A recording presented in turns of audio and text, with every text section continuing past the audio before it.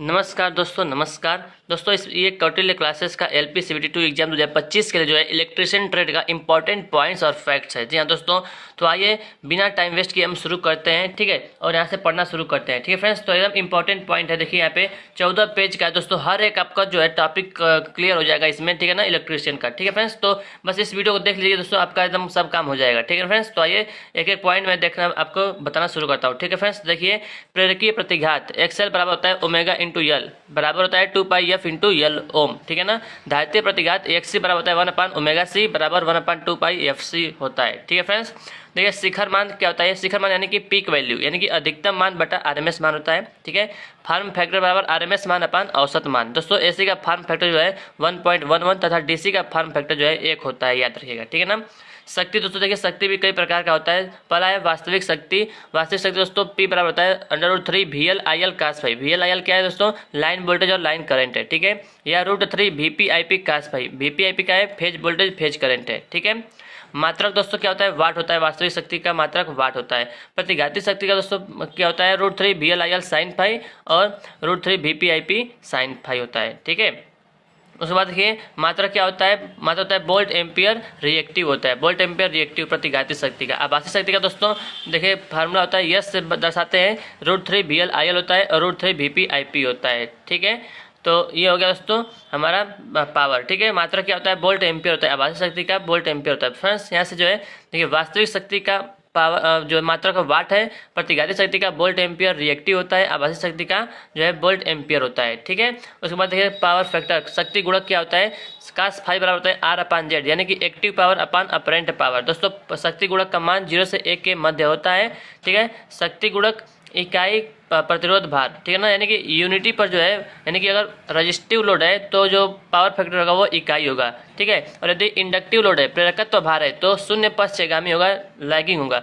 और अगर कैपेसिटिव भार है यानी कि संधारित्र भार है तो 0 होगा और लीडिंग होगा, ठीक है, पावर फैक्टर। उसके बाद देखिए अनुनाद परिपथ दोस्तों। अनुनाद परिपथ देखिए F0 बराबर FR = 1/2π √1/LC होता है, फार्मूला याद रखिएगा, ठीक है ना। यहाँ F0 या FR ये क्या है, ये रेजोनेंस फ्रीक्वेंसी है या अनुनाद आवृत्ति है, ठीक है ना। ω0 बराबर ω/R = 1/√LC रेडियन प्रति सेकेंड। ओमेगा बराबर होता है 2πf, ठीक है।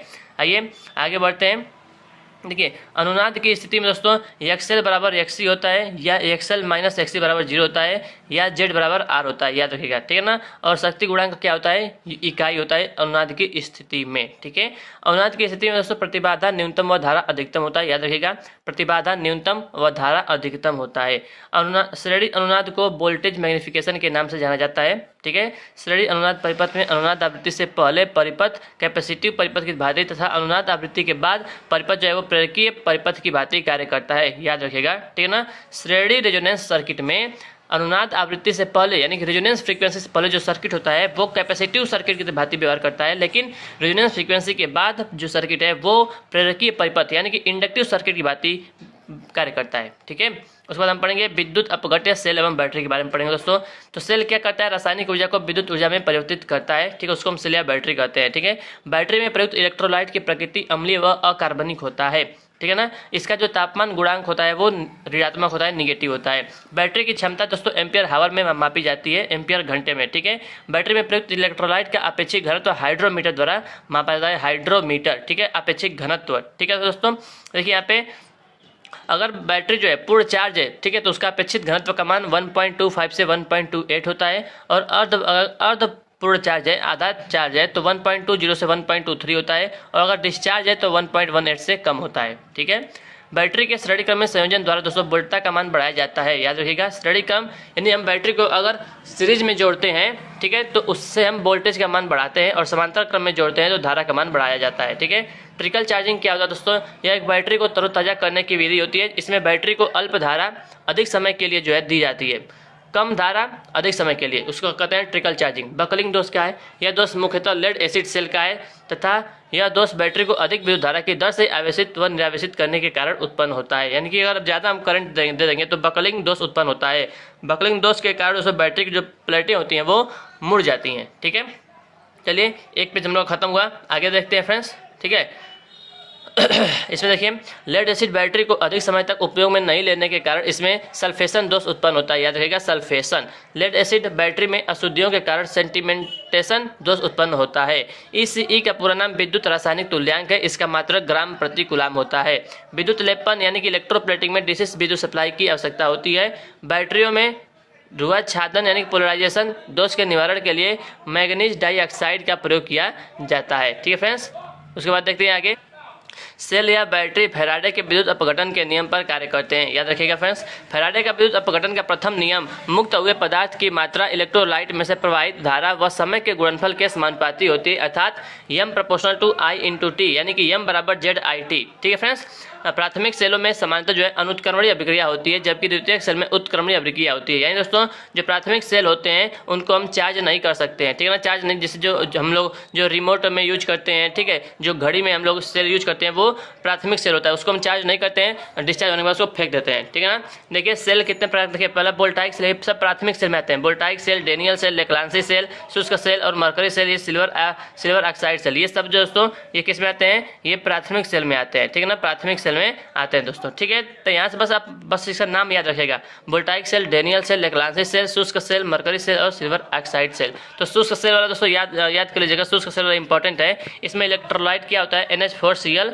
ZnCl2 प्लस POP होता है। ठीक है, और उसके बाद दोस्तों एनोड जो है कॉपर से यानी कि कार्बन से बना होता है एनोड, और कैथोड जिंक से बना होता है। जो EMF होता है इसका 1.4 से 1.5 वोल्ट होता है। ठीक है ना, और शुष्क सेल को हम कार्बन जिंक सेल भी कहते हैं। इसका उपयोग टॉर्च, टेलीफोन, कैमरा, विद्युत घड़ी, दीवार घड़ी, खिलौने, रेडियो इत्यादि में किया जाता है। ठीक है फ्रेंड्स, मरकरी सेल को हम बटन सेल भी कहते हैं दोस्तों। इसका उपयोग जो कलाई, घड़ी, पॉकेट, कैलकुलेटर में किया जो आपने पतला सा देखा होता है, पतला का सेल आता होगा दोस्तों, पतला का। ठीक है ना, तो पतला रहता है, थोड़ा सा मतलब सर्किल टाइप का रहता है, तो मरकरी सेल होता है। ठीक है ना, उसमें जो इलेक्ट्रोलाइट होता है वो के OH होता है। ठीक है ना फ्रेंड्स, तो ये थोड़ा सा इंपॉर्टेंट है दोनों। ठीक है ना, उसके बाद हम आगे बढ़ते हैं फ्रेंड्स।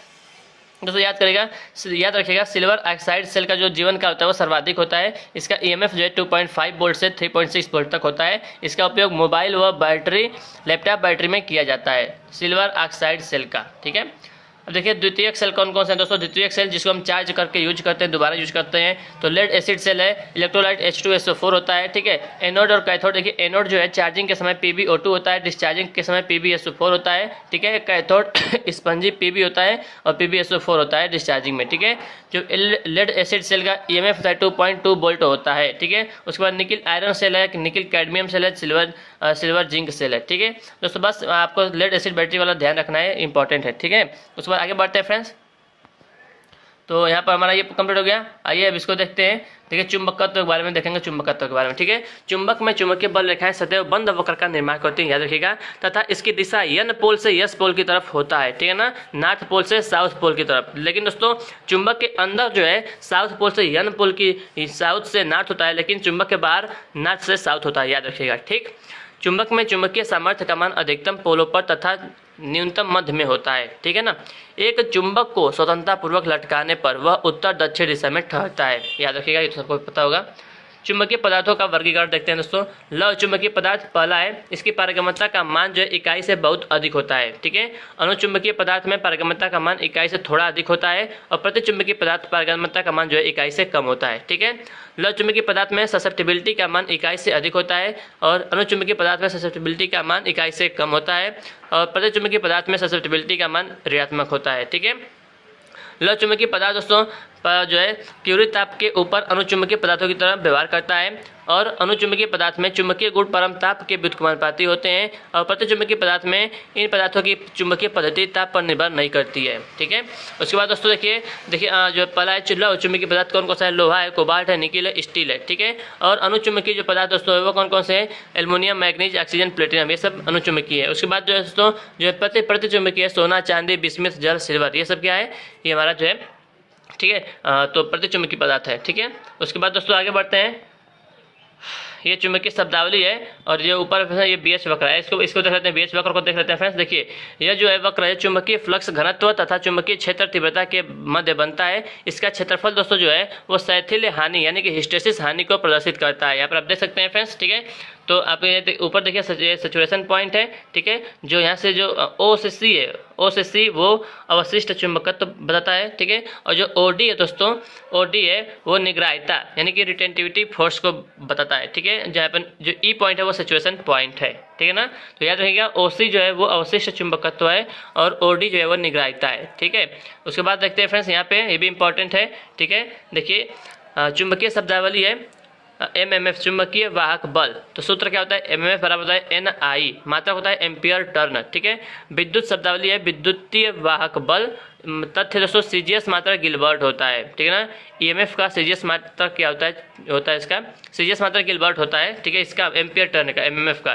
फ्लक्स का दोस्तों, फ्लक्स देखिए, फ्लक्स बराबर होता है एमएमएफ अपॉन रिलक्टेंस, मात्रक होता है वेबर, ठीक है। समकक्ष विद्युत शब्दावली है धारा, ठीक है। सीजीएस मात्रक जो है लाइन्स होता है, 1 वेबर बराबर 10 की पावर 8 लाइन्स होता है, ठीक है।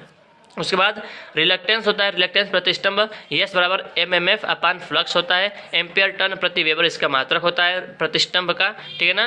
रिलक्टेंस का मात्रक होता है एम्पियर टर्न प्रति वेबर, इसका जो है प्रतिरोध होता है, ठीक है ना। विद्युत में बात करें तो इसका देखिए प्रतिष्ठंभ का अन्य मात्रक प्रति हेनरी होता है। एम्पियर टर्न प्रति वेबर भी होता है और हेनरी भी होता है, ठीक है ना। यस बराबर एमएमएफ अपान फ्लक्स, ठीक है ना। जैसे प्रतिरोध होता है ना, जैसे विद्युत में प्रतिरोध होता है, उसी तरह जो है मैग्नेटिक में जो है मैग्नेट में वो प्रतिष्ठंभ होता है, ठीक है। उसके बाद है पारगम्यता।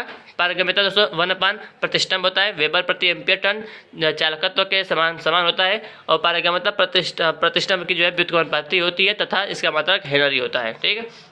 परमिटिविटी, जैसे चुंबक में परमिटिविटी होता है, उसी तरह जो है इलेक्ट्रिकल में चालकता होता है, कंडक्टिविटी होता है, ठीक है। और चुंबकीय फ्लक्स घनत्व बी को बी बराबर होता है फाई अपान ए वेबर प्रति मीटर स्क्वायर या टेस्ला भी होता है।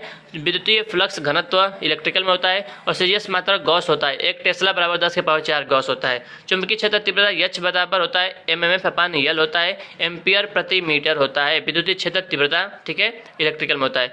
रिलेक्टिविटी दोस्तों 1 अपान पारगम्यता होता है और इलेक्ट्रिकल में प्रतिरोधकता होता है, ठीक है। उसके बाद आगे बढ़ते हैं फ्रेंड्स, प्रत्यावर्तक पढ़ेंगे, प्रत्यावर्तक, ठीक है। प्रत्यावर्तक यानी कि अल्टरनेटर, अल्टरनेटर को कहते हैं डीसी जनरेटर। डीसी क्या बोलते नहीं, डीसी जनरेटर ही बोलते हैं, ठीक है ना। हाँ, एक होता है एसी जनरेटर, एक डीसी जनरेटर। नहीं, एसी जनरेटर इसको बोलते हैं, सिंक्रोनस जनरेटर बोलते हैं इसको, ठीक है ना। प्रत्यावर्तक को, अल्टरनेटर को सिंक्रोनस जनरेटर बोलते हैं, ठीक है। देखिए सिंक्रोनस गति पर गति करते हुए यांत्रिक ऊर्जा को विद्युत ऊर्जा में परिवर्तित करने वाली युक्ति प्रत्यावर्तक कहलाती है, ठीक है। प्रत्यावर्तक की जो क्षमता होती है वो केवीए में होती है। प्रत्यावर्तक का एक डबली एक्साइटेड मशीन होती है, इसमें जो है समांतर स्लिपरिंग यानी कि ब्रांच फास्फर से निर्मित की संख्या 2 होती है। प्रत्यावर्तक फैराडे के विद्युत चुंबकीय प्रेरण के सिद्धांत पर कार्य करती है, ठीक है। प्रत्यावर्तक के प्रकार देख लीजिए, पहला है बेलनाकार प्रत्यावर्तक यानी कि नॉन सेलिएंट, इसमें नंबर ऑफ पोल 2 होता है, गति 3000 आरपीएम होता है। थर्मल और न्यूक्लियर पावर प्लांट में इसका उपयोग किया जाता है। आकार लंबाई अधिक व व्यास कम होता है, ठीक है ना। लंबाई अधिक होता है और व्यास कम होता है। बेलन की जो लंबाई अधिक होती है लेकिन व्यास कम होती है, ठीक है, याद रखिएगा। दूसरा है सेलिएंट प्रत्यावर्तक, तो गति जो है 300 से 500 आरपीएम होता है। हाइड्रो पावर प्लांट में इसका उपयोग किया जाता है, जो इसका जो लंबाई कम होता है लेकिन व्यास इसका अधिक होता है, ठीक है ना। उसके बाद देखिए प्रत्यावर्तकों में आर्मेचर प्रतिक्रिया के प्रभाव। दोस्तों देखिए पावर फैक्टर यूनिटी है, उत्तेजना प्रभाव नॉर्मल एक्साइटेड है। अगर नॉर्मली एक्साइटेड है तो जो आर्मेचर प्रतिक्रिया प्रभाव होगा क्रॉस मैग्नेटाइजिंग होगा और पावर फैक्टर यूनिटी होगा, ठीक है। और निम्न उत्तेजित है तो 0 अग्रगामी यानी कि 0 लीडिंग होगा और मैग्नेटाइजिंग होगा। और अगर ओवर एक्साइटेड है तो 0 लैगिंग होगा और डीमैग्नेटाइजिंग होगा अल्टरनेटर में, ठीक है। प्रत्यावर्तक वोल्टता नियमन दोस्तों देख लीजिए, percentage voltage regulation no load voltage minus full load voltage upon full load voltage गुणे 100, ठीक है। वोल्टता नियमन विधियां हैं, ईएमएफ विधि, इसका अन्य नाम है सिंक्रोनस प्रतिबाधा विधि है। यह एक निराशावादी विधि होती है, ऑप्टिमिस्टिक होती है, ठीक है। और बी वाला है एमएमएफ विधि, इसका अन्य नाम है पोर्टियर त्रिभुज विधि। यह एक आशावादी विधि होती है। उसके बाद है शून्य शक्ति गुणक विधि यानी कि 0 पावर फैक्टर मेथड है ये, इसका अन्य नाम है पोर्टियर त्रिभुज विधि, इसी का नाम है, ठीक है। और इसका देखिए प्रत्यावर्तकों में वोल्टता नियमन ज्ञात करने की सबसे बेस्ट विधि होती है 0 पावर फैक्टर यानी कि शून्य शक्ति गुणक विधि होती है, ठीक है। उसके बाद आगे बढ़ते हैं, प्रत्यावर्तकों का तुल्यांकीकरण यानी कि सिंक्रोनाइजेशन ऑफ अल्टरनेटर, ठीक है। तो शर्त क्या है, पहला है फेज यानी कि फेज सीक्वेंस समान होना चाहिए और फ्रीक्वेंसी सेम होनी चाहिए, ठीक है, नोट पॉइंट। प्रत्यावर्तकों के समांतर संयोजन के लिए सभी प्रत्यावर्तकों की केवीय क्षमता बराबर होनी अनिवार्य नहीं है। ठीक है। तीसरा है तुल्यकीकरण विधियां। डार्क लैंप विधि है, ब्राइट लैंप विधि है, डार्क ब्राइट लैंप विधि है और सिंक्रोस्कोप विधि है। ठीक है। तुल्यकीकरण की सबसे बेस्ट विधि होती है सिंक्रोस्कोप विधि, सिंक्रोस्कोप विधि होती है। ठीक है। अब पढ़ेंगे ट्रांसफार्मर के बारे में। ठीक है। ट्रांसफार्मर दोस्तों देखिए, ट्रांसफार्मर स्टेप अप ट्रांसफार्मर होता है। नंबर ऑफ जो सेकेंडरी, अगर सेकेंडरी टर्न ज़्यादा है प्राइमरी टर्न से तो स्टेप अप ट्रांसफार्मर होगा। ठीक है। और जो टर्न रेशियो होता है के 1 से अधिक होता है। स्टेप डाउन जस्ट इसका उल्टा होता है। ठीक है। आइसोलेशन ट्रांसफार्मर दोस्तों, ट्रांसफार्मेशन अनुपात 1:1 होता है आइसोलेशन ट्रांसफार्मर का। ठीक है। उच्च आवृत्ति पर कार्यरत ट्रांसफार्मर की कोर फेराइट या वायु कोर से निर्मित होता है। ट्रांसफार्मर स्थैतिक युक्ति होने के कारण इसमें घर्षण हानियां शून्य होती हैं। ट्रांसफार्मर अन्योन्य प्रेरण के सिद्धांत पर यानी कि म्यूचुअल इंडक्शन के सिद्धांत पर कार्य करता है। ट्रांसफार्मर की कोर सिलिकॉन स्टील की बना होता है। ट्रांसफार्मर का आंतरिक प्रतिरोध अनंत होता है।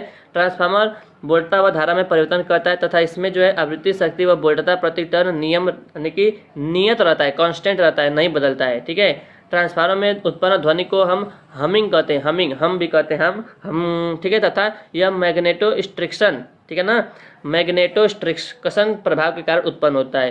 ट्रांसफार्मर दोस्तों केवल एसी पर कार्य करता है। यदि उसे डीसी सप्लाई से जोड़ दिया जाए तो उसकी जो प्राइमरी वाइंडिंग है वो जल जाएगी। ट्रांसफार्मर वाइंडिंग में उत्पन्न ईएमएफ स्थैतिक ईएमएफ कहते हैं, जबकि जनरेटर के आर्मेचर वाइंडिंग में उत्पन्न ईएमएफ गतिशील ईएमएफ कहते हैं। ठीक है ना। ट्रांसफार्मर का ईएमएफ समीकरण होता है दोस्तों 4.44 φm f n। ठीक है। यदि प्राइमरी वाइंडिंग में निकालेंगे तो प्राइमरी वाइंडिंग का टर्न लेंगे n1 लेंगे और सेकेंडरी वाइंडिंग में ईएमएफ निकालना है तो n2 लिखेंगे। ठीक है।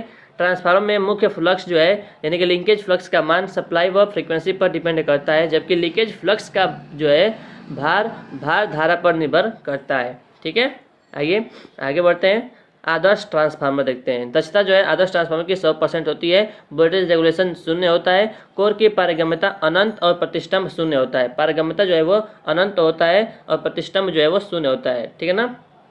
ट्रांसफार्मर में नो लोड करंट का मान फुल लोड के केवल 2 से 3% के बीच होता है। ठीक है।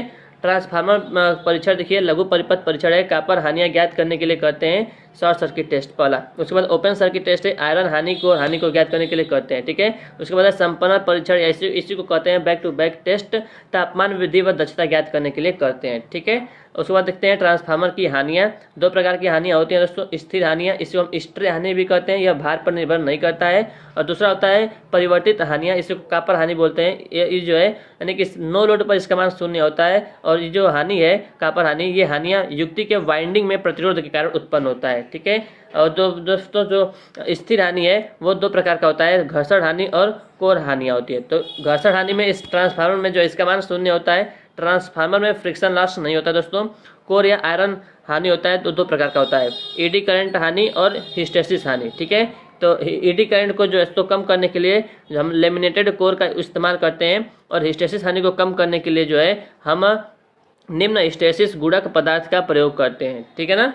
उसके बाद आगे बढ़ते हैं। देखिए हिस्टेसिस हानि का फार्मूला होता है KFBM 1.6 V होता है। एडी करंट हानि का सूत्र होता है KF² BM² और T² होता है। ठीक है।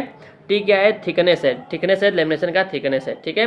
वोल्टेज रेगुलेशन का फार्मूला होता है no load voltage minus full load voltage upon full load voltage गुणे 100। ट्रांसफार्मर अधिकतम दक्षता की शर्त जो है क्या है दोस्तों कि कापर हानि आयरन हानि के बराबर होनी चाहिए। ट्रांसफार्मर की दक्षता 95% से 98% के बीच होता है दोस्तों। ठीक है। और वितरण ट्रांसफार्मर की अधिकतम दक्षता फुल लोड के 50% भार पर प्राप्त होती है। ठीक है। वितरण ट्रांसफार्मर एक स्टेप डाउन ट्रांसफार्मर होता है, इसका संयोजन डेल्टा स्टार होता है। ऑटो ट्रांसफार्मर में केवल एक वाइंडिंग होती है तथा यह सेल्फ इंडक्शन के सिद्धांत पर कार्य करता है। और धारा ट्रांसफार्मर एक स्टेप अप ट्रांसफार्मर होता है तथा इसका उपयोग हाई वोल्टेज लाइनों में धारा मापने के लिए करते हैं। ठीक है फ्रेंड्स, तो इसको भी याद रखिएगा। ठीक है। आगे बढ़ते हैं। धारा ट्रांसफार्मर की द्वितीयक वाइंडिंग को कभी खुला नहीं रखा जाता है क्योंकि दोस्तों करंट बहुत हाई होता है। ठीक है। और ट्रांसफार्मर में सदैव टैपिंग हाई वोल्टेज वाइंडिंग में प्रदान की जाती है। जो टैपिंग होती है वो हाई वोल्टेज वाइंडिंग में ही प्रदान किया जाता है। ठीक है। ट्रांसफार्मर के भाग देखते हैं। पहला कंजर्वेटर टैंक है दोस्तों, ये ट्रांसफार्मर कार्य के दौरान जो है आयल को फैलने के लिए स्थान प्रदान करता है। किसको? आयन को नहीं, आयल को, तेल को फैलने के लिए स्थान प्रदान करता है कंजर्वेटर टैंक। ठीक है। ब्रीदर के रूप में सिलिका जेल का प्रयोग करते हैं। रंग जो है शुष्क नीला होता है दोस्तों, और नमी युक्त जो है वो गुलाबी हो जाता है, यानी कि पानी सूखने से पहले नीला होता है और सूखने के बाद गुलाबी हो जाता है। पहले बैगनी होगा, उसके बाद गुलाबी हो जाएगा। ठीक है। उसके बाद आता है दोस्तों बुक्कोल झिल्ली होता है, बुक्कोल झिल्ली बोलते हैं इसको। जो है ये ऑयल ट्रांसफार्मर की आंतरिक दोषों से सुरक्षा प्रदान करता है। ठीक है। यह एक गैसीय प्रचालित रिले है दोस्तों। यही एक ऐसा रिले है जो फॉल्ट होने से पहले ही बता देता है कि फॉल्ट होने वाला है। ठीक है। उसके बाद ऑयल ट्रांसफार्मर दोस्तों, जो ट्रांसफार्मर में हम तेल यूज करते हैं वो खनिज तेल का प्रयोग करते हैं। इसका कार्य क्या है? इंसुलेशन और कूलिंग दोनों प्रदान करता है। रंग जो है हल्का पीला होता है, इसका जो डाइलेक्ट्रिक स्ट्रेंथ होता है, परावैद्युत सामर्थ्य होता है, वो 30 किलोवोल्ट प्रति mm होता है। ठीक है ना, 30 किलोवोल्ट प्रति mm होता है। ठीक है। स्काट संयोजन को हम टीटी संयोजन भी कहते हैं। इसका उपयोग 3 फेज सप्लाई को 2 फेज सप्लाई में बदलने के लिए किया जाता है। दोस्तों 3 फेज सप्लाई को 2 फेज बदल सकते हैं, 2 फेज 6 फेज 12 फेज में भी हम बदल सकते हैं, लेकिन अधिकतम जो है हम 2 फेज में ही करते हैं। ठीक है। टर्सरी वाइंडिंग डेल्टा संयोजित होती है। इसका उपयोग जो है स्टार ट्रांसफार्मर में किया जाता है। जो टर्सरी वाइंडिंग होती है डेल्टा संयोजन में हम इसका इस्तेमाल करते हैं। ठीक है। ट्रांसफार्मर के समांतर संयोजन के लिए समान केवीए रेटिंग होनी आवश्यक नहीं है।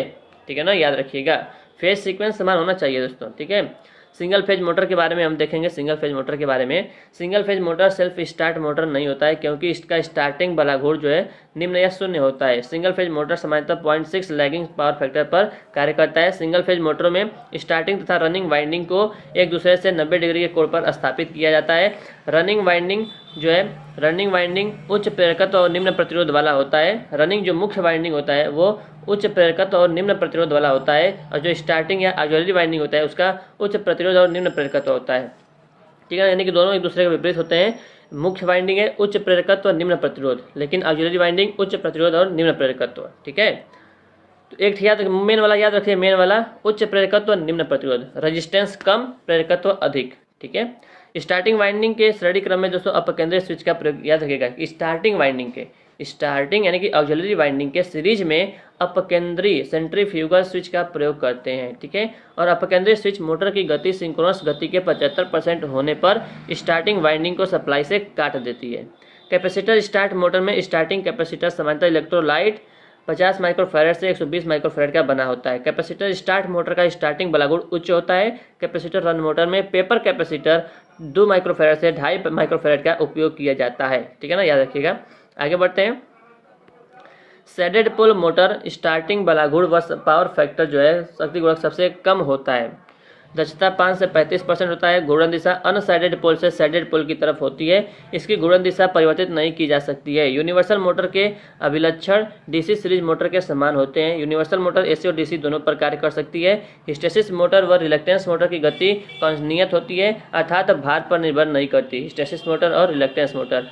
रिपल्सन मोटर में सामान्यतः कार्बन ब्रश का उपयोग किया जाता है, जिसे मैग्नेटिक अक्ष से 20 अंश के कोण पर स्थापित किया जाता है। सराजे मोटर दोस्तों एकमात्र सिंगल फेज मोटर है जो यूनिटी पावर फैक्टर पर कार्य कर सकती है। सराजे मोटर दोस्तों शून्य और निगेटिव, धनात्मक, पॉजिटिव तीनों स्लिप पर कार्य कर सकती है। ठीक है। सीलिंग फैन और कुंडलित वाइंडिंग का उपयोग किया जाता है सीलिंग फैन में।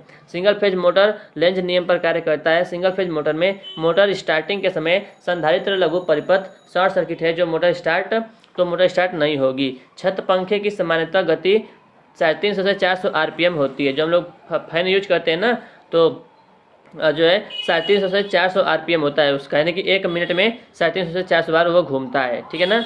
RPM का फुल फॉर्म होता है रिवॉल्यूशन पर मिनट। ठीक है। सिंगल फेज मोटर के बारे में देखिए। सिंगल फेज मोटर के प्रकार और उसके उपयोग।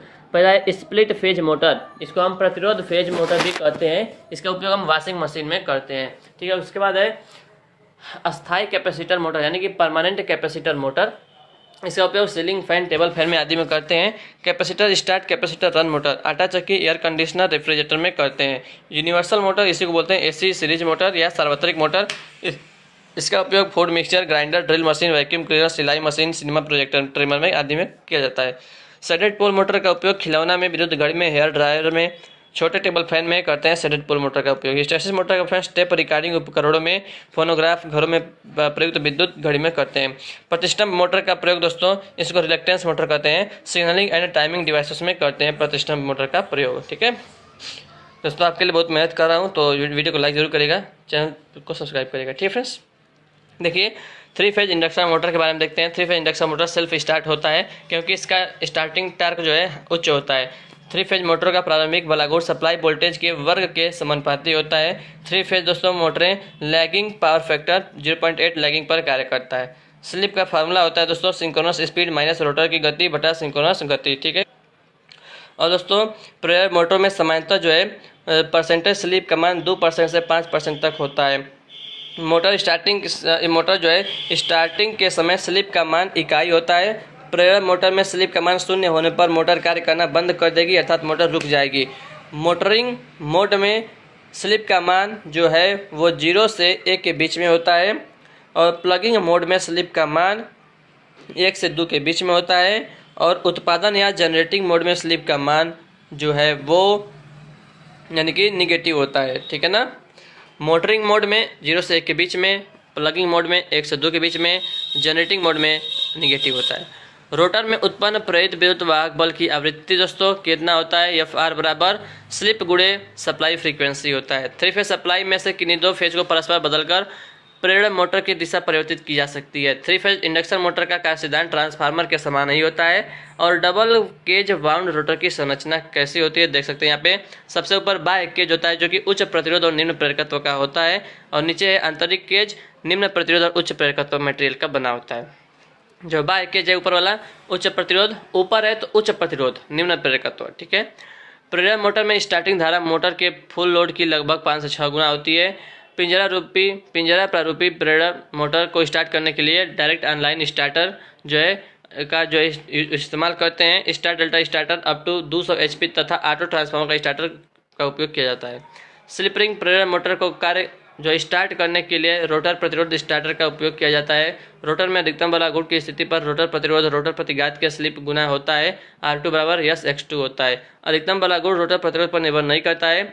अधिकतम बलागुड़ जो है वो रोटर प्रतिरोध पर निर्भर नहीं करता है तथा रोटर प्रतिघात के व्युत्क्रमानुपाती होता है। ठीक है, अभी तो हमने आधा पढ़ा है, अभी हम आधा पढ़ेंगे अभी। और कॉगिंग यानी कि चुंबकीय लॉकिंग तथा क्राउलिंग मुख्यतः पिंजरा प्रारूपी मोटर के जो है दोष होते हैं। ठीक है ना, स्क्वायरल केज इंडक्शन मोटर का दोष होता है।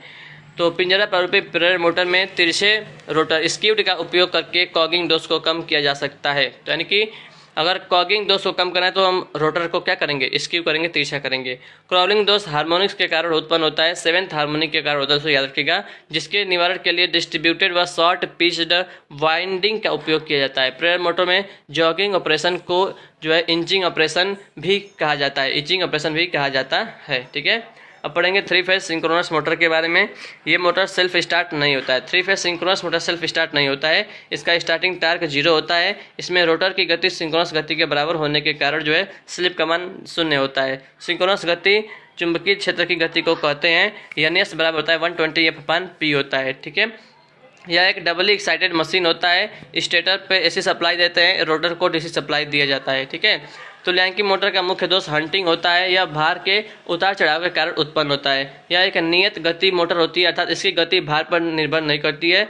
तुल्यांकी मोटर में हंटिंग दोष के निवारण के लिए डैम्पर वाइंडिंग का प्रयोग करते हैं। ठीक है, एक होता है V कर्व दोस्तों आर्मेचर धारा और फील्ड धारा के मध्य बनाया जाता है। एक होता है इन्वर्टेड V कर्व होता है, उल्टा V कर्व जो कि पावर फैक्टर और फील्ड धारा के बीच में बनाया जाता है। यह एकमात्र मोटर है जो यूनिटी, लीडिंग और लैगिंग तीनों पावर फैक्टर पर कार्य कर सकता है। आर्मेचर प्रतिक्रिया के प्रभाव देखिए दोस्तों, सामान्य उत्तेजित है तो क्रॉस मैग्नेटाइजिंग इफेक्ट होगा और यूनिटी पावर फैक्टर होगा। जीरो लीडिंग है दोस्तों, जीरो लीडिंग है तो अति ओवर एक्साइटेड होगा और मैग्नेटाइजिंग होगा। ठीक है, निम्न उत्तेजित है तो शून्य पश्चगामी होगा, डीमैग्नेटाइजिंग इफेक्ट होगा। ठीक है, आगे बढ़ते हैं। विद्युत मापक यंत्र देखते हैं। प्रतिरोध मापन, तो प्रतिरोध निम्न प्रतिरोध का मापन दोस्तों, निम्न प्रतिरोध 1 ओम से कम को बोलते हैं। निम्न प्रतिरोध को मापने के लिए केल्विन डबल ब्रिज और पोटेंशियोमीटर का उपयोग करते हैं। ठीक है ना, और पोटेंशियोमीटर में 3 टर्मिनल होते हैं। मध्यम प्रतिरोध का परास 1 ओम से 100 किलो ओम होता है, यानी 0.1 मेगा ओम भी कह सकते हैं। मध्यम प्रतिरोध मापन सबसे बेस्ट विधि है व्हीटस्टोन ब्रिज विधि है। ठीक है ना, उच्च प्रतिरोध इंसुलेशन प्रतिरोध को मापने के लिए मेगर का इस्तेमाल किया जाता है। मेगर होता है लॉस ऑफ चार्ज मेथड होता है दोस्तों। ठीक है ना, ओम मीटर होता है, तो ये सब होता है। ठीक है, मेगा ओम मेथड तो होता है। प्रेरकों तो संधारित्र आवृत्ति व अन्य प्रेरण मापन, तो निम्न गुणवत्ता कुंडली का प्रेरकत्व मापन के लिए एंडरसन ब्रिज का प्रयोग करते हैं। मध्यम गुणवत्ता कुंडली का प्रेरकत्व मापन के लिए मैक्सवेल ब्रिज का उपयोग करते हैं। उच्च गुणवत्ता कुंडली का प्रेरकत्व मापन के लिए दोस्तों हम हे ब्रिज का प्रयोग करते हैं। परिवर्तित प्रेरकत्व को मापने के लिए ओवंस ब्रिज का उपयोग किया जाता है। संधारित्र व अपव्यय कारक को मापने के लिए शेरिंग ब्रिज का उपयोग किया जाता है। आवृत्ति को मापने के लिए विन्स ब्रिज का उपयोग किया जाता है। अपव्यय कारक को जो है 10 डेल से प्रदर्शित किया जाता है। क्यू मीटर जो है सीरीज रेजोनेंस के सिद्धांत पर कार्य करती है, ठीक है। और अन्योन्य प्रेरण को मापने के लिए हैवी साइड कंपेबल ब्रिज का जो है हम प्रयोग करते हैं, ठीक है। त्रुटि पढ़ेंगे। त्रुटि मापित मान तथा वास्तविक मान के अंतर को त्रुटि कहते हैं। प्रतिशत त्रुटि का सूत्र है मापित मान माइनस वास्तविक मान बटा वास्तविक यानी मापित मान गुणे 100 होता है। सापेक्ष सीमित त्रुटि ज्ञात करने का सूत्र है प्रतिशत यथार्थता गुणे फुल पैमाना बटा मापित मान। मापन यंत्रों में त्रुटियां मुख्यतः सकल, यथाक्रम यानी कि ग्रॉस, सिस्टमेटिक और रैंडम प्रकार की होती हैं। पैरेलक्स एरर एक मानवीय प्रकार की त्रुटि होती है। लंबन त्रुटि एक मानवीय प्रकार की त्रुटि होती है, ठीक है ना।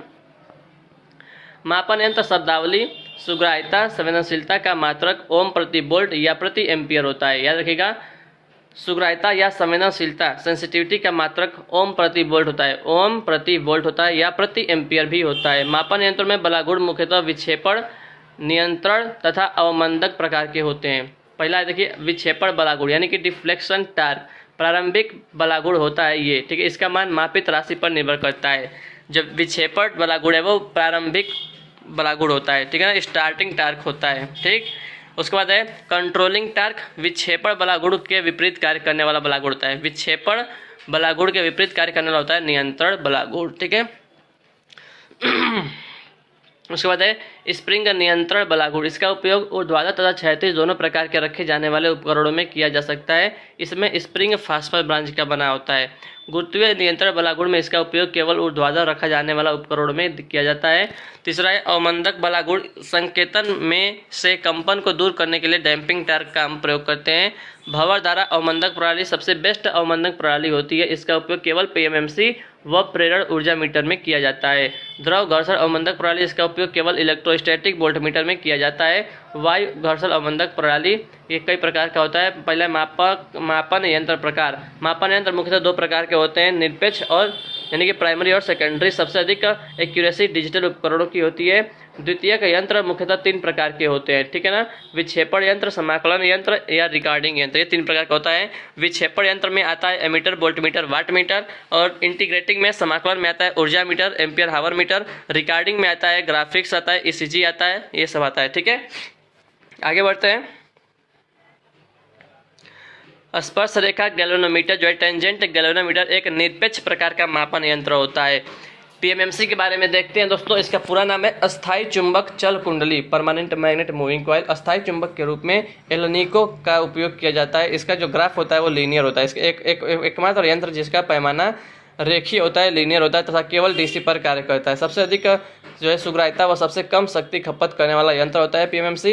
इसे गलती से एसी सप्लाई से जोड़ने पर इसका जो संकेतक है वो शून्य पाठ्यांक के पास लगातार कंपन करता रहेगा।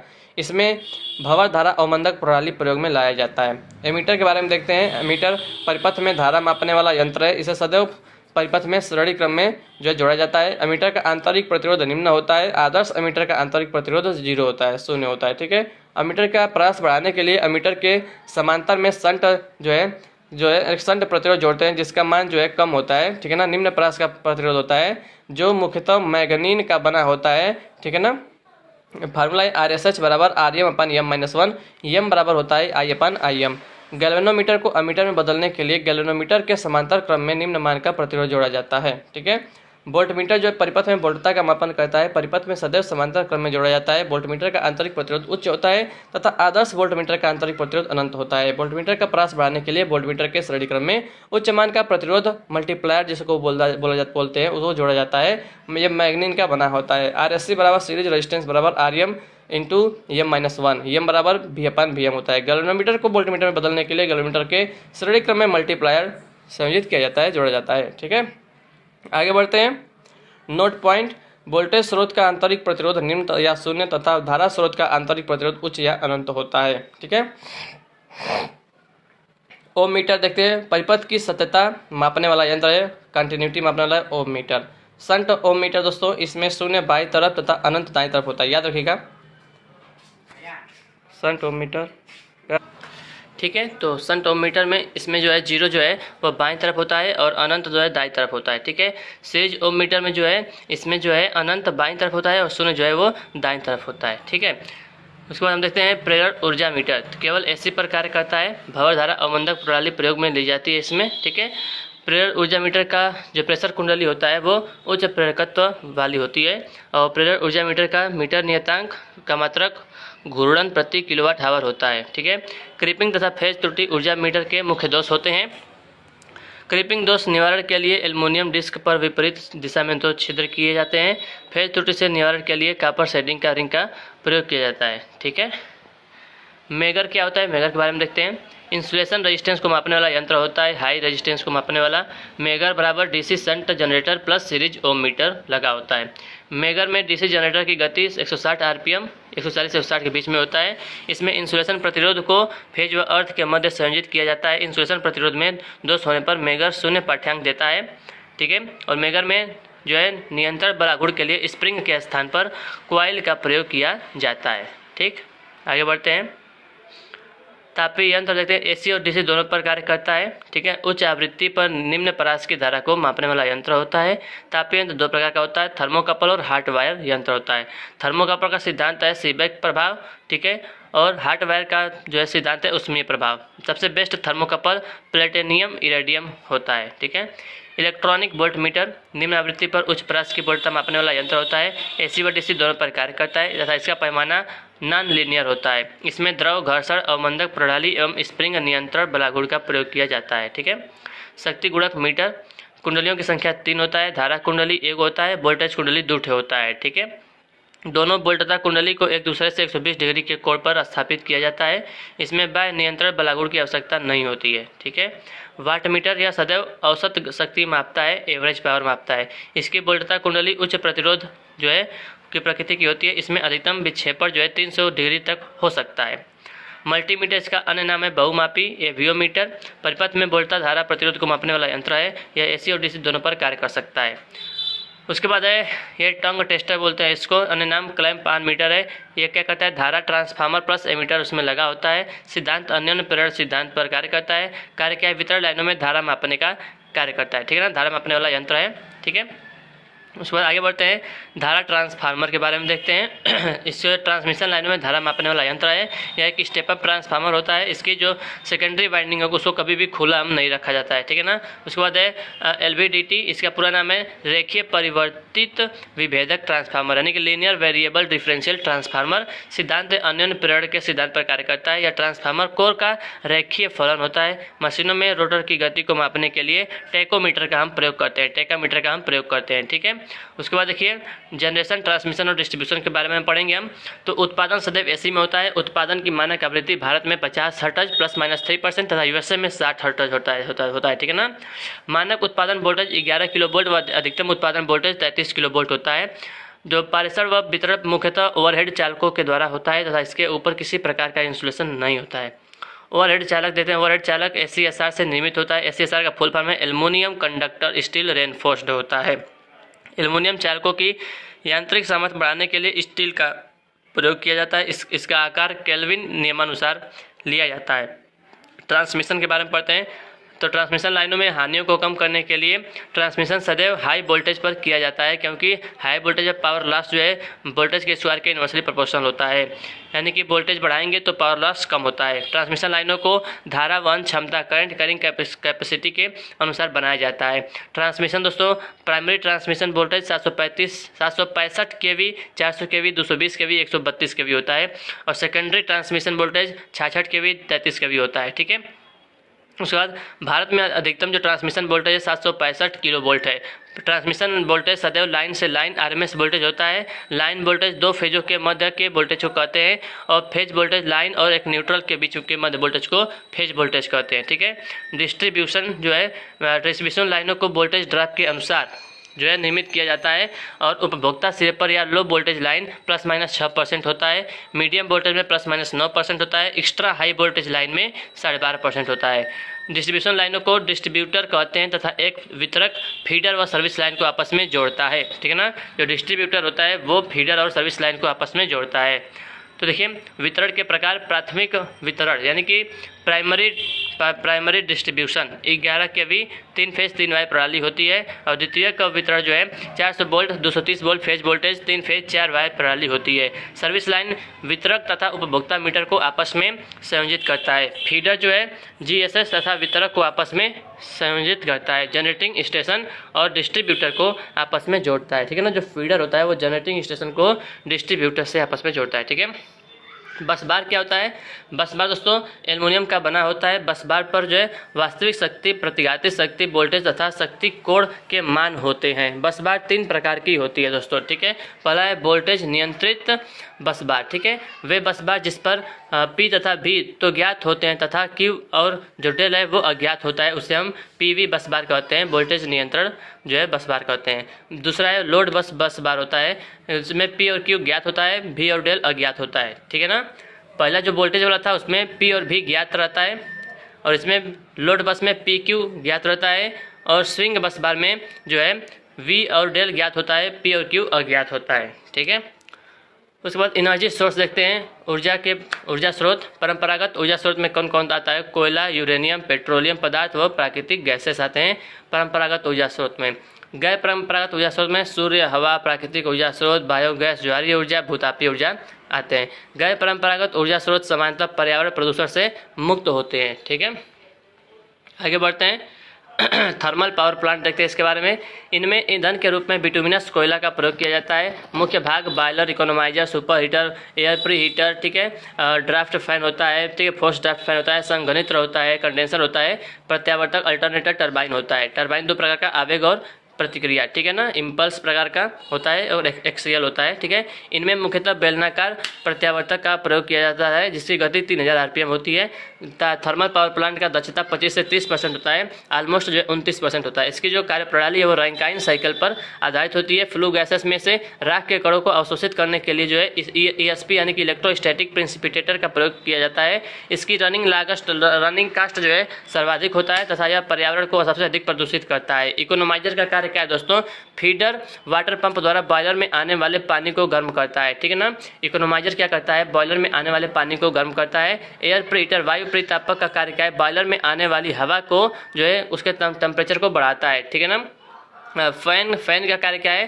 फैन 2 प्रकार का होता है। फोर्स्ड ड्राफ्ट फैन वायुमंडली की ताजी हवा को बॉयलर में प्रवेश करता है, और इंड्यूस्ड ड्राफ्ट फैन का काम है फ्लू गैसेस को वायुमंडल में भेजता है, ठीक है। उसके बाद देखते हैं हम हाइड्रो पावर प्लांट के बारे में। इसके मुख्य भाग, मेन पार्ट्स कौन कौन से हैं? जलाशय है, फोरबे है, ट्रेस प्लेट है, उत्प्लव मार्ग है, डैम है, पेनिस्टाक है, surge tank, valve house, turbine, प्रत्यावर्तक, टेलरेस है, ठीक है। हाइड्रो में जो है सेलिएंट अल्टरनेटर का प्रत्यावर्तक का उपयोग किया जाता है जिसकी गति सामान्यतः 500 RPM तक होता है। उत्प्लव मार्ग क्या होता है? बांध में से बांध की क्षमता से अधिक पानी की निकासी के लिए जो है उत्प्लव मार्ग का प्रयोग करते हैं, ठीक है। और सर्ज टैंक क्या होता है? पेनिस्टाक की स्वाटर हैमरिंग प्रभाव से जो है सुरक्षा प्रदान करने के लिए सर्ज टैंक का प्रयोग करते हैं। दक्षता 85 से 90% होता है, पर्यावरण प्रदूषण से मुक्त होता है, ईंधन की लागत नगण्य होती है, रनिंग कास्ट जो है वो न्यूनतम होता है। टरबाइन दोस्तों, टरबाइन देखिए 3 प्रकार का होता है, लो हेड, मीडियम हेड और उच्च हेड, ठीक है। तो निम्न हेड जो है वो हाइट 60 मीटर से कम हाइट होता है, ठीक है ना। तो उसको हम बोलते हैं टरबाइन, निम्न हेड टरबाइन बोलते हैं, जैसे कपलान टरबाइन। और मीडियम हेड जो है 60 मीटर से 120 मीटर के बीच में होता है, तो उसके लिए हम यूज करते हैं फ्रांसिस टरबाइन। और हाई हेड टरबाइन में आता है 120 मीटर से ऊंचा होता है, तो उसको हाई हेड बोलते हैं। इसमें आता है पेल्टन टरबाइन, ठीक है। पावर हाउस के बाद जिस स्थान पर पानी को एकत्रित किया जाता है उसे हम टेलरेस कहते हैं, ठीक है। आगे बढ़ते हैं। इसका मुख्यतः उपयोग जो है पीक लोड के समय विद्युत उत्पादन के लिए किया जाता है। अब पढ़ेंगे न्यूक्लियर पावर प्लांट के बारे में। तो ईंधन हम यूरेनियम यूज करते हैं। मंदक क्या होता है? मॉडरेटर क्या होता है? न्यूट्रॉनों की गति को कम करता है, जैसे बेरिलियम, ग्रेफाइट और भारी जल D2O, ठीक है, मंदक के रूप में कार्य में लिया जाता है। नियंत्रित क्षण दोस्तों न्यूट्रॉनों को अवशोषित करते हैं, जैसे कैडमियम और बोरान न्यूट्रॉनों को अवशोषित करते हैं, ठीक है ना, कैडमियम और बोरान। शीतलक दोस्तों, शीतलक रिएक्टर के तापमान को कम करता है, जैसे द्रवित सोडियम, जल और भारी जल। दक्षता 35 से 40% होता है। स्थापित लागत बहुत ही सर्वाधिक होता है। इसमें बेलनाकार प्रत्यावर्तक का उपयोग किया जाता है, जिसकी सामान्य गति जो है 3000 RPM होता है। उत्पादन गुणक का फार्मूला होता है दोस्तों, उत्पादन गुणक देखिए पहला है डिमांड फैक्टर, मांग गुणक। डिमांड फैक्टर बराबर होता है maximum load upon connected load, ठीक है ना, maximum demand upon connected load होता है, ठीक है। अधिकतम भार तथा संयोजित भार के अनुपात को मांग गुणक कहते हैं। इसका मान सदैव इकाई से कम होता है, लेस देन 1 होता है। उसके बाद लोड फैक्टर, लोड फैक्टर बराबर average load upon peak load. Load factor बराबर average load upon peak load, ठीक है। लोड फैक्टर, ठीक है। औसत भार तथा अधिकतम भार के अनुपात को भार गुणक कहते हैं। इसका मान सदैव इकाई से कम होता है। उसके बाद है capacity factor, average load upon plant capacity. इसका प्लांट लोड, जिसका जो है प्लांट कैपेसिटी फैक्टर बराबर average load upon plant capacity होता है, ठीक है। इसका मान सदैव इकाई से कम होता है। डाइवर्सिटी फैक्टर बराबर दोस्तों क्या होता है, अलग अलग उपभोक्ताओं की अधिकतम मांग बटा प्लांट पर अधिकतम भार। इसका मान सदैव यूनिटी से अधिक होता है, ठीक है। उसके बाद आगे बढ़ते हैं, यूटिलाइजेशन फैक्टर, ठीक है। तो उपयोग देखिए यूटिलाइजेशन फैक्टर बराबर होता है maximum load upon plant capacity, maximum load upon plant capacity, ठीक है। और इसका मान सदैव जो है यूनिटी से कम होता है, ठीक है। उसके बाद आता है ट्रांसमिशन और डिस्ट्रीब्यूशन एलिमेंट। RCC पोलो के लिए अधिकतम स्पैन 80 से 100 मीटर होता है, ठीक है ना। NI-MI निमी 67 मीटर तक होता है। RCC पोल का मुख्यतः उपयोग 33 किलोवोल्ट तक होता है। ओवरहेड लाइनों में इंसुलेटर मुख्यतः पोर्सलिन चीनी मिट्टी के बने होते हैं। पिन इंसुलेटर का उपयोग 11,000 वोल्ट तथा या अप टू 33 kV तक उपयोग में लिए जाते हैं, ठीक है। सस्पेंशन इंसुलेटर का प्रयोग 33 kV से 765 kV तक की लाइनों में किया जाता है। सस्पेंशन इंसुलेटर में प्रत्येक डिस्क का प्रचारित वोल्टेज 11 kV होता है। सस्पेंशन इंसुलेटर में डिस्कों की संख्या देखिए, अगर प्रचारित वोल्टेज 66 किलोवोल्ट है तो डिस्क 4 या 5, 132 kV है तो 8 लगेगा, 220 है तो 13, 400 किलोवोल्ट है तो 22 या 23, ठीक है ना। याद रखिएगा 66 में 4 5, 132 में 8, 220 में 13, 400 में 22 23। ओवरहेड लाइनों के अंतिम या स्टार्टिंग सिरों पर डिस्क विद्युत रोधक का उपयोग किया जाता है। ओवरहेड लाइनों में तनाव को कम करने के लिए स्ट्रेन और साइकिल विद्युत रोधक का उपयोग किया जाता है। स्ट्रे वायर में सुरक्षा के लिए स्ट्रे विद्युत रोधक का उपयोग किया जाता है। डीसी में सस्पेंशन इंसुलेटर की स्ट्रिंग इफिशियंसी, ठीक है, स्ट्रिंग इफिशियंसी जो है 100% होता है, लेकिन एसी में 100% से कम होता है। सस्पेंशन इंसुलेटर में उस डिस्क के एकरास वोल्टेज सर्वाधिक होता है जो चालक के पास स्थित होता है। एसीएसआर चालक में कुल चालकों की संख्या 3n² - 3n + 1, ठीक है। केवल एल्युमिनियम चालकों की संख्या 3n² - 3n होता है। कुल चालक पूछेगा तो 3n² - 3n + 1 होता है, ठीक है ना। 3n² - 3n + 1 होता है कुल, अब केवल एल्युमिनियम का 3n² - 3n होता है। प्रोटेक्शन डिवाइस, पहला है फ्यूज, सबसे सस्ती सुरक्षा युक्ति होती है। इसे फेज वायर के सीरीज में लगाया जाता है। फ्यूज पदार्थ जो है टिन और शीशा का मिलकर बनता है। टिन 63%, शीशा 37% होता है, ठीक है ना, टिन और शीशा। आगे बढ़ते हैं। फ्यूज पदार्थ का जो है गुण निम्न गलनांक बिंदु व उच्च चालकता होता है, यानी कि low melting point, high conductivity होता है। फ्यूज पदार्थ में प्रवाहित होने वाली धारा और व्यास में क्या संबंध है, आई धारा प्रोपोर्शनल होता है व्यास के पावर 3/2, ठीक है। फ्यूजिंग गुणक क्या होता है, न्यूनतम फ्यूजिंग धारा अपान अधिकतम निर्धारित धारा। फ्यूजिंग गुणक का मान सदैव इकाई से अधिक होता है। HRC यानी कि हाई रेप्चरिंग कैपेसिटी फ्यूज का फ्यूजिंग फैक्टर 1.1 व किट कैट फ्यूज का फ्यूजिंग गुणक 1.4 से 1.7 तक होता है, ठीक है ना। सबसे उच्च गुणवत्ता वाला फ्यूज HRC फ्यूज होता है। MCB के बारे में देखिए, इसका पूरा नाम है मिनिएचर सर्किट ब्रेकर। इसका जो है कोई भी भाग मरम्मत योग्य नहीं होता है। MCB दोस्तों ये भी कई प्रकार का है, देखिए green knob L series lighting और रजिस्टिव लोड के लिए प्रयोग में आता है। ब्लू नोब G सीरीज होता है inductive load, motor, AC fridge आदि में। ब्लैक नोब DC सर्किट में। रेड नोब आइसोलेटर के रूप में प्रयोग किया जाता है। फुल फॉर्म देखिए, MCCB का होता है moulded case circuit breaker, ELCB का अर्थ लीकेज सर्किट ब्रेकर, RCCB का रेजिडुअल करंट सर्किट ब्रेकर होता है, BCB का वैक्यूम सर्किट ब्रेकर होता है, ठीक है। रिले के बारे में देखते हैं। रिले विद्युत प्रणाली में आने वाले फॉल्ट को सेंस करने के वाली युक्ति होता है, ठीक है। सेंस करके ये सर्किट ब्रेकर को ट्रिप करता है, ठीक है। बुकोल रिले दोस्तों ये ऑयल ट्रांसफार्मर की सुरक्षा प्रदान करता है, गैसीय प्रचारित रिले होता है। थर्मल रिले दोस्तों मोटर की ओवरलोड से सुरक्षा प्रदान करता है, थर्मल रिले। ट्रांसलेट रिले दोस्तों फीडर की सुरक्षा के लिए उपयोग करते हैं, ट्रांसलेट रिले फीडर की सुरक्षा के लिए। डिस्टेंस रिले दोस्तों ओवरहेड लाइनों की सुरक्षा के लिए करते हैं। प्रतिघात रिले यानी कि रिएक्टेंस रिले कम दूरी की लाइनों में के लिए करते हैं। प्रतिबाधा इंपीडेंस रिले मध्यम दूरी की लाइनों के लिए करते हैं। महो या एडमिटेंस रिले लंबी दूरी लाइनों के लिए सुरक्षा के लिए प्रयोग करते हैं, ठीक है। और उसके बाद सर्किट ब्रेकर के बारे में देखते हैं। सर्किट ब्रेकर की क्षमता MVA में होती है। मेकिंग क्षमता बराबर 2.55 ब्रेकिंग क्षमता होता है। ग्रामीण विद्युतीकरण में निर्वात प्रतिरोध वियोजक यानी VCB का उपयोग किया जाता है। Extra high voltage up to 220 kV, ठीक है। वह पुनरावर्ती कार्यों के लिए एयर ब्लास्ट सर्किट ब्रेकर का प्रयोग किया जाता है। धारा chopping air blast circuit breaker का मुख्य दोष होता है। धारा चोपिंग के निवारण के लिए परिपथ के वियोजक के संपर्क में समांतर क्रम में एक प्रतिरोध संयोजित किया जाता है, ठीक है ना। R बराबर 1/2 √EL/C। Air blast circuit breaker में दबाव जो है 20 से 30 किलोग्राम प्रति वर्ग सेंटीमीटर होता है। एक्स्ट्रा हाई वोल्टेज 33 kV से 765 kV लाइनों में सुरक्षा के लिए SF6 सर्किट ब्रेकर का उपयोग किया जाता है। SF6 गैस की डाइलेक्ट्रिक स्ट्रेंथ 75 से 90 किलोवोल्ट प्रति mm होता है और SF6 गैस का दबाव 2 से 5 kg प्रति वर्ग सेंटीमीटर होता है। आइसोलेटर क्या होता है? आइसोलेटर के बारे में देखते हैं। ये मानव प्रचारित सुरक्षा युक्ति होता है। यह केवल नो लोड पर कार्य करता है। यह आवेशित धारा से उपकरणों की सुरक्षा प्रदान करता है, ठीक है। अब देखेंगे हम पारिश्रमिक ट्रांसमिशन और डिस्ट्रीब्यूशन का प्रभाव देखेंगे। फेरांटी प्रभाव क्या होता है?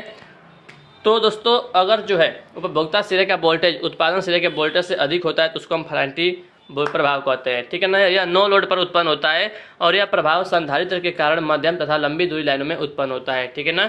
यह प्रभाव शॉर्ट ट्रांसमिशन लाइन में उत्पन्न नहीं होता है। इसका निवारण क्या है? इसके निवारण के लिए लोड सिरे पर शंट प्रेरक यानी कि शंट इंडक्टर का प्रयोग किया जाता है, ठीक है। एक होता है स्किन इफेक्ट, इसे मत कहते हैं त्वचीय प्रभाव। ऐसी चालकों की सतह पर विद्युत धारा के गैर समान यानी कि अनइक्वल वितरण को त्वचीय प्रभाव कहते हैं। इस प्रभाव के कारण चालकों की सतह पर धारा घनत्व अधिक होता है। यह प्रभाव मुख्यतः आवृत्ति, चालक की मोटाई, चालक की चुंबकशीलता पर प्रकृति पर निर्भर करता है। RSC बराबर 1.5 RDC होता है, ठीक है। आगे बढ़ते हैं। सामीप्य प्रभाव मुख्यतः चालकों के मध्य की दूरी पर निर्भर करता है। ओवरहेड लाइनों में कोरोना के कारण हिसिंग आवाज के साथ बैगनी कलर का प्रकाश दिखाई देता है। कोरोना प्रभाव को कम करने के लिए बंडल चालकों का उपयोग किया जाता है। कोरोना प्रभाव के कारण जो है चालक का प्रभावी व्यास बढ़ जाता है। कोरोना हानि व सप्लाई आवृत्ति में संबंध क्या होता है? जो कोरोना लॉस होता है वो फ्रीक्वेंसी प्लस 25 होता है। ये 25 लिखा है, ठीक है ना, ये 2S नहीं है, यह प्लस 25 के समानुपाती होता है, ठीक है ना। प्रदीप्ति के बारे में देखेंगे, इल्यूमिनेशन के बारे में। प्रकाश का रंग आवृत्ति व तरंगदैर्ध्य पर निर्भर करता है, आवृत्ति और तरंगदैर्ध्य पर, ठीक है। दृश्य प्रकाश का तरंगदैर्ध्य 3800 एंगस्ट्राम से 7800 एंगस्ट्राम होता है या 380 नैनोमीटर से 780 नैनोमीटर के मध्य होता है। लाल रंग का तरंगदैर्ध्य सर्वाधिक होता है, बैंगनी रंग का तरंगदैर्ध्य सबसे कम होता है, ठीक है ना। देखिए यहाँ पे मात्रक ज्योति फ्लक्स का मात्रक ल्यूमेन होता है। ज्योति तीव्रता का मात्रक कैंडेला या ल्यूमेन प्रति स्टेरेडियन होता है। ठोस कोण का स्टेरेडियन होता है। प्रदीप्ति का ल्यूमेन प्रति वर्ग मीटर या लक्स होता है और प्रदीप्ति दक्षता का ल्यूमेन प्रति वाट होता है, ठीक है। प्रदीप्ति प्रकाश व्यवस्था के प्रकार देखिए।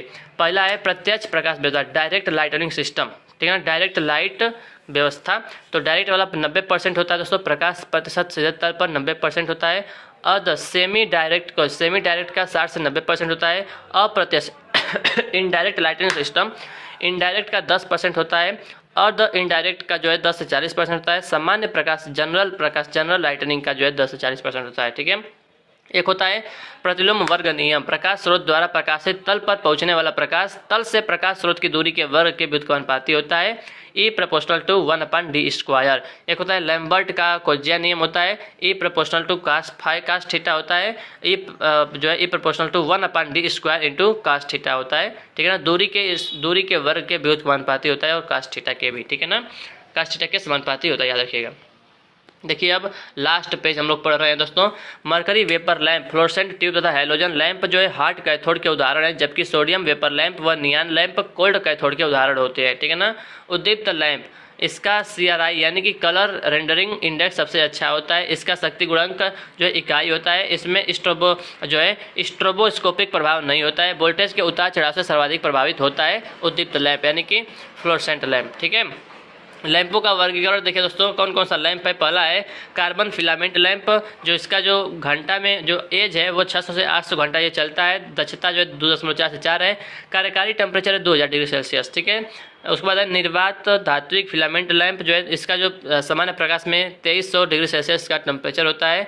गैस भरा धात्विक फिलामेंट इसका 2700 होता है। बस ये इंपॉर्टेंट है। Low pressure sodium vapour lamp का प्रयोग करते हैं स्ट्रीट लाइन में, हाईवे, पार्किंग, गैराज में low pressure sodium vapour lamp का प्रयोग करते हैं। मरकरी वेपर लैंप का प्रयोग करते हैं, इसका 5000 घंटा जो है होता है। मरकरी वेपर लैंप घरों में, ऑफिस में, अस्पताल में। कार्बन आर्क लैंप दोस्तों, इसका उपयोग सिनेमा प्रोजेक्टर में, सर्च लाइट में करते हैं। कार्बन आर्क लैंप का प्रयोग करते हैं। नियॉन लैंप का प्रयोग फेज टेस्टर, लाइट इंडिकेटर में करते हैं। नियॉन साइन लैंप का प्रयोग विज्ञापन कार्यों में करते हैं। नियॉन साइन लैंप का प्रयोग करते हैं, ठीक है ना। सेफल का नाम होता है कॉम्पैक्ट फ्लोरेसेंट लैंप होता है। लाल रंग की एलईडी का जो है फॉरवर्ड वोल्टेज जो होता है वो 1.8 वोल्ट होता है। सजावटी बल्ब को जो है हम जो है क्रमागत ऑन ऑफ करने के लिए ड्रम स्विच का प्रयोग करते हैं, ठीक है ना। ड्रम स्विच का प्रयोग करते हैं, ठीक है। और उसके बाद देखते हैं सजावटी बल्बों की सुरक्षा के लिए प्रारंभिक बल्ब फ्लैशर बल्ब होता है, जो एक कम क्षमता का बल्ब होता है तथा स्वयं प्रकाशित नहीं होता है। गैस भरा धात्विक फिलामेंट में क्वाइल्ड जो है फिलामेंट का उपयोग किया जाता है। क्वाइल्ड फिलामेंट का उपयोग किया जाता है, ठीक है। सोडियम वेपर लैंप के बारे में, यह एक ठंडा कैथोड लैंप होता है। इसमें सोडियम प्लस आर्गन गैस भरा होता है। प्रारंभिक अवस्था में सोडियम ठोस अवस्था में रहता है, इसी कारण आर्गन के कारण इसका प्रारंभिक प्रकाश लाल रंग का होता है। पूर्ण प्रकाश से 10-15 मिनट होने पर यह पीला प्रकाश दिखाई देता है, ठीक है ना। यह एक मोनोक्रोमेटिक यानी कि एक वर्णीय प्रकाश देता है। प्रारंभ में उच्च वोल्टता देने के लिए इसमें लीकेज ट्रांसफार्मर का प्रयोग किया जाता है, ठीक है। फ्लोरेसेंट ट्यूब के बारे में देखिए, ट्यूब की आंतरिक सतह फ्लोरेसेंट पाउडर द्वारा लेपित होती है। इसके टंगस्टन फिलामेंट को बेरियम व स्ट्रांसियम द्वारा लेपित होता है। यह एसी व डीसी दोनों पर कार्य करता है। इसमें स्ट्रोबोस्कोपिक प्रभाव उत्पन्न होता है। यह एक हार्ड कैथोड प्रकार का लैंप होता है। इसमें स्टार्टिंग में हाई वोल्टेज और रनिंग के समय धारा को नियंत्रित करने के लिए चोक का प्रयोग करते हैं, जिससे सप्लाई के सीरीज में लगाया जाता है। इसमें ग्लो प्रकार के स्टार्टर का प्रयोग किया जाता है। फ्लोरेसेंट ट्यूब का रंग देखिए दोस्तों, यहाँ पे देखिए फ्लोरेसेंट ट्यूब के प्रकाश का रंग जो है मुख्यतः फ्लोरेसेंट पदार्थ पर निर्भर करता है। अगर पदार्थ जो है कैल्शियम टंगस्टन है तो नीला होगा, मैग्नीशियम टंगस्टन है तो नीला सफ़ेद होगा, जिंक सिलिकेट है तो हरा होगा, जिंक बेरिलियम है तो सिलिकेट है तो पीला गुलाबी होगा, कैडमियम सिलिकेट है तो पीला गुलाबी होगा, कैडमियम बोरेट है तो गुलाबी होगा, ठीक है। तो ये पूरा हमने 14 पेज 1 घंटे में पूरा समाप्त कर दिया फ्रेंड्स इसको, ठीक है फ्रेंड्स। तो इतना अगर आपने पढ़ लिया दोस्तों तो समझिए कि आपका ट्रेड तो पार हो ही जाएगा, ठीक है ना फ्रेंड्स। यहाँ से नहीं आएगा तो और कहाँ से आएगा फ्रेंड्स, ठीक है फ्रेंड्स। तो ये पीडीएफ जो है क्वार्टरली क्लासेस का है, तो इनका बहुत बहुत धन्यवाद ये पीडीएफ प्रोवाइड कराने के लिए फ्रेंड्स, ठीक है। तो इस वीडियो पसंद वीडियो को लाइक करिएगा, चैनल पर नए चैनल को सब्सक्राइब करिएगा, ठीक है दोस्तों। मिलते हैं आपसे नेक्स्ट वीडियो में, तब तक के लिए जय हिंद, जय भारत, वंदे मातरम।